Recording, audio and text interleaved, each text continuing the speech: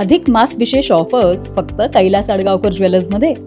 15 मे ते 15 जून दरम्यान चांदीच्या मजुरीवर 50% सूट आणि सोन्याच्या मजुरीवर 30% सूट. आजच भेट द्या. कैलास अडगावकर ज्वेलर्स, दत्त मंदिर बस स्टॉप, नाशिक रोड.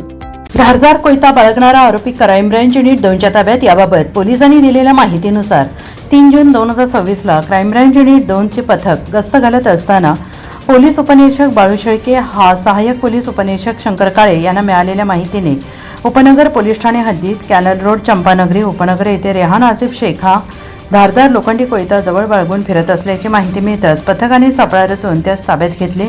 त्याच्या ताब्यातून कोयता जप्त करण्यात आला आणि त्याच्या विरोधात उपनगर पोलीस ठाणे येथे गुन्हा दाखल करून पुढील तपास उपनगर पोलीस ठाण्याचे पोलीस करत आहेत.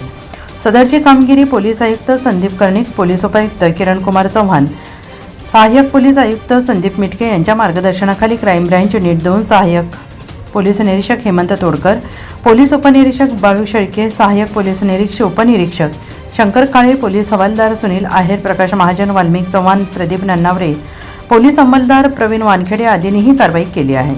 NCN न्यूजसाठी सचिन दिवटे, नवीन नाशिक.